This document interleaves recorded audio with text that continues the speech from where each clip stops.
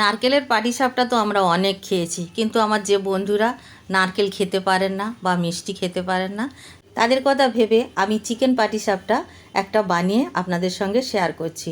এই পাটিসাপটা আপনারা ডিনারেও নিতে পারবেন, টিফিন বক্সে ভরে অফিসেও নিয়ে যেতে পারবেন, বাচ্চাদের স্কুলেও দিতে পারবেন। নমস্কার বন্ধুরা, আমি আলপনা সিম্পল এন্ড টেস্টিতে আপনাদের সবাইকে স্বাগত। আমার চ্যানেলে নতুন বন্ধু হলে আমার চ্যানেলটিকে সাবস্ক্রাইব করে পাশে থাকার অনুরোধ রইল। অলরেডি যে বন্ধুরা আমার পাশে আছেন তাদেরকে জানাই অসংখ্য ধন্যবাদ। আজকে চিকেন পাটিসাপটা বানাবার জন্য এখানে একটা মিক্সিং বোল নিয়ে নিয়েছি। তার মধ্যে দিয়ে দেব 1 কাপ ময়দা, সঙ্গে যোগ করব 2 টেবিল চামচ চালের গুঁড়ো। চালের গুঁড়োটা আমি বাজার থেকে কেনা চালের গুঁড়ো যোগ করছি।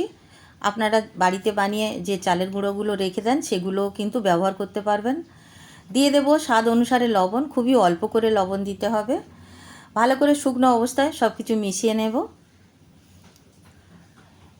মিশিয়ে নেবার পরে এখন অল্প অল্প করে জল দিয়ে একটা ব্যাটার তৈরি করব।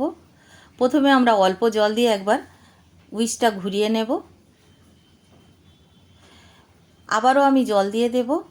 এইভাবে জল দিতে হবে অল্প অল্প করে, যাতে একেবারে ডেলা না হয় বা লাম্প না পড়ে। আবারও আমি একটু জল দিয়ে দেব।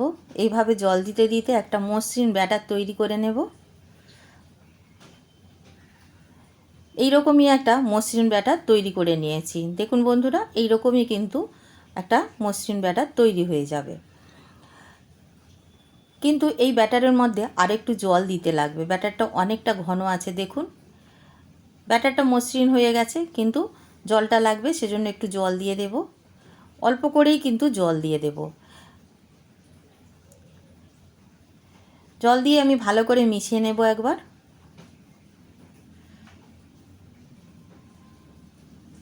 ব্যাটার যত মসৃণ হবে আমাদের পাটিসাপটা ততটাই ভালো হবে। ভালো করে মিশিয়ে নিয়ে আমি আপনাদের দেখাচ্ছি ঘনত্বটা কেমন হবে। এইভাবে আমি যখন দাগ কেটে দিলাম, ওপর থেকে কিন্তু গড়িয়ে পড়ছে, কিন্তু একটু দেরিতে পড়ছে। এইরকমই কিন্তু ব্যাটারটার ঘনত্বটা হবে। এখন আমি এখানে দিয়ে দেব 1 চামচ মতো তেল। এখানে 1 চা চামচ তেল দিয়েছি। তেলটা দিয়ে খুব ভালো করে মিশিয়ে নেব। ভালো করে মিশিয়ে নেবার পরে আমি ঢাকা দিয়ে রেস্টে রেখে দেব। খুব বেশিক্ষণ কিন্তু রেস্টে রাখার দরকার নেই, 10 মিনিট মতো রেস্টে রাখলেই হবে। এখানে আমি গ্যাস জ্বালিয়ে কড়াই বসিয়ে দিয়েছি। পাটিসাপটার পুরটা বানিয়ে নেব। তার জন্য এখানে 3 টেবিল চামচ মতো রিফাইন্ড তেল দিয়ে দিয়েছি। তেলটা গরম করে নেব। তেলটা গরম হয়ে যাওয়ার পরে আমি দিয়ে দেব 2টো মিডিয়াম সাইজ পেঁয়াজ কুচিয়ে রেখেছিলাম। এখন পেঁয়াজটা দিয়ে খুব ভালো করে পেঁয়াজটা ভেজে নেব। হালকা হালকা রং আসতে শুরু করা পর্যন্ত ভাজবো। হালকা হালকা রং আসতে শুরু করে দিয়েছে। এখন দিয়ে দেব রসুন বাটা 1 চায়ের চামচ, আদা বাটা 1 চায়ের চামচ। ভালো করে নাড়াচাড়া করে আদা রসুনের গন্ধ যতক্ষণ না যায় ততক্ষণ নাড়াচাড়া করব। সুন্দরভাবে আমি ভেজে নিয়েছি, দেখুন।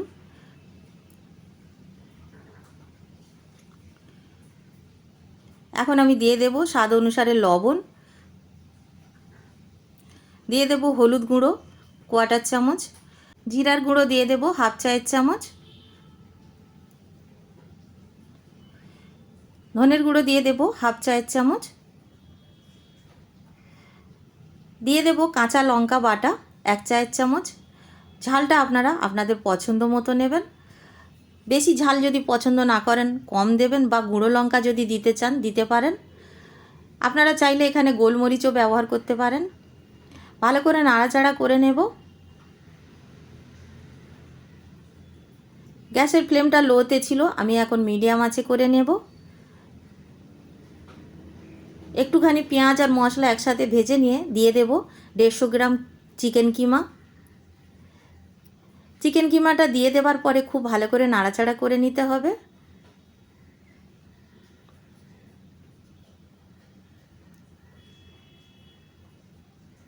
এখন আমি ভালো করে নাড়াচাড়া করে নিয়েছি। এখন আমি দিয়ে দেব কিছুটা মটর। এখানে আমি ছোট বাটির 1 বাটি মটর নিয়েছি। মটরটা দেওয়ার পরে ভালো করে আবার নাড়াচাড়া করব। এই মটরটা প্রিজার্ভ করা মটর। ঢাকা দিয়ে এখন আমি লো ফ্লেমে রান্না হতে দেব। 3 মিনিট পর ঢাকা খুলে নাড়াচাড়া করে নেব। এখন অনেকটা জল শুকিয়ে গেছে, দেখে নিশ্চয়ই বুঝতে পারছেন একেবারে জল নেই। ভালো করে নাড়াচাড়া করে অল্প একটু জল দিয়ে দিতে হবে। এখানে আমি হাফ কাপ মতো জল দিয়ে দেব।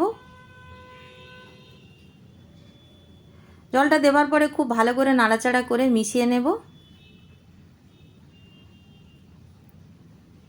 এখন ঢাকা দিয়ে আরও 3 মিনিট রান্না হতে দেব লো ফ্লেমে।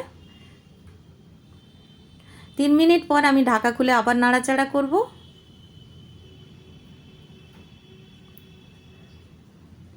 জলটা একদম শুকিয়ে গেছে, দেখে নিশ্চয়ই বুঝতে পারছেন বন্ধুরা। এখন আমি দিয়ে দেব চিনি। এখানে 1 চা চামচ চিনি দিচ্ছি। আপনারা যদি পছন্দ না করেন চিনি নাও দিতে পারেন। গরম মশলার গুঁড়ো হাফ চায়ের চামচ দিলাম। দিয়ে দেব টমেটো কেচাপ 2 টেবিল চামচ মতো দিয়েছি। এখন খুব ভালো করে মিশিয়ে নেব সবটা। নাড়াচাড়া করে নিচ্ছি ভালো করে। আমাদের পাটিসাপটার পুর অলমোস্ট ডান। যখন নাড়াচাড়া করতে করতে এইরকম দেখতে হবে সুন্দর আর কালারটা এসে যাবে, তখন আমরা একটি পাত্রে নামিয়ে রেখে দেব। বন্ধুরা, ভিডিওটি যদি ভালো লাগে একটা লাইক দিয়ে দেবেন। আমার চ্যানেলে নতুন বন্ধু হলে প্লিজ একটা সাবস্ক্রাইব করে দেবেন। আমি এখন পুরটাকে নামিয়ে একটা প্লেটের মধ্যে ঠান্ডা হওয়ার জন্য রেখে দেব। এদিকে দেখে নেব ব্যাটারটা কেমন হয়েছে। রেস্টের পরে ব্যাটারটাকে আমি নিয়ে নিলাম। এখানে আমি 10 মিনিট রেস্টে রেখেছিলাম আর 10 মিনিট পরে এরকম দেখতে হয়েছে। ভালো করে একটু নাড়াচাড়া করে নিলাম, আর কিছু করার দরকার নেই। এখানে আমি ফ্রাইং প্যান বসিয়ে দিয়েছি গ্যাসের চুলাতে। দিয়ে দেব এখানে সামান্য একটু তেল। এখানে হাফ চায়ের চামচ তেল দিলেও হবে, তার বেশি তেল আর লাগবে না। সামান্য জল ছিটিয়ে দিলাম। কিচেন টিস্যু পেপার দিয়ে একটু মুছে নিলাম, যে কোনো কটনের কাপড় দিয়ে মুছে নিলেই হবে। এক হাতায় এইভাবে গোলা বা ব্যাটার দিয়ে দেব। দিয়ে এইভাবে আলতো হাতে গোল গোল করে ঘুরিয়ে দেব সুন্দরভাবে। আমরা অপেক্ষা করব, দেখব যে শুকিয়ে আসছে কি না।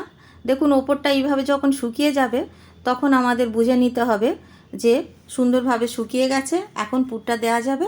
পুরটা আমি এখন আপনাদের একটু দেখিয়ে দিলাম। একটু একটু করে পুর নিয়ে এইভাবে দিয়ে দেব, যতটা মনে হবে যাবে ভালোভাবে। খুব বেশি দিলে ফেটে যেতে পারে, অল্প অল্প করে দিতে হবে। এরকমই দিলে হবে, আবার খুব কম দিলে আবার পাটিসাপটার টেস্টটা আসবে না। এইভাবে দেওয়ার পরে একটা ফোল্ড করে নেব, দিয়ে এপিট ওপিট একটু ভেজে নেব, তাতে খুব সুন্দরভাবে ভাজা হয়ে যাবে। আর কাঁচা তো থাকবেই না, আপনারা তো বুঝতে পারছেন। হয়ে গেল না আমাদের পাটিসাপটা। এইরকমভাবে পাটিসাপটাগুলো বানিয়ে তুলে নেব। একটা আমি তুলে নিয়েছি, আরও একটা বানিয়ে দেখাচ্ছি বন্ধুরা। একইভাবে আমি টিস্যু পেপার দিয়ে মুছে নেব। আর কিন্তু তেল দেওয়ার প্রয়োজন হবে না। একবার তেল দিলেই কিন্তু আর তেল দেওয়ার প্রয়োজন হয় না। যেহেতু আমি ননস্টিকের পাত্রে করছি সেজন্য বারবার তেল দেওয়ার দরকার নেই। আবারও আমি এক হাতা দিয়ে এইভাবে গোল গোল করে ঘুরিয়ে দেওয়ার পরে যখন ওপরটা শুকিয়ে যাবে, এইভাবে একদম শুকিয়ে যাবে, তখন আবার পুর দিয়ে দিতে হবে। আর এইভাবে একইভাবে আমরা ফোল্ড করে নেব।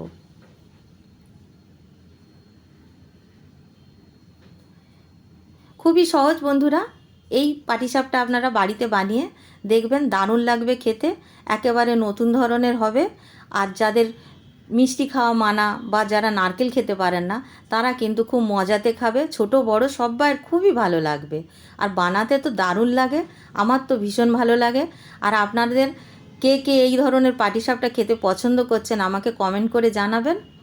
একইভাবে আমি সবগুলো বানিয়ে নিয়েছি। দেখুন খুব নরম হয়।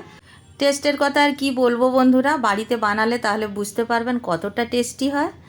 আপনারা বাড়িতে বানাবেন, কেমন লাগলো কমেন্ট করে জানাবেন। রেসিপি যদি ভালো লাগে একটা লাইক দিয়ে দেবেন। নতুন বন্ধু হলে সাবস্ক্রাইব করতে ভুলবেন না যেন। আজকের এই পর্যন্ত, দেখা হবে পরের ভিডিও নতুন কোনো রেসিপির সঙ্গে। সুস্থ থাকবেন, ধন্যবাদ, নমস্কার।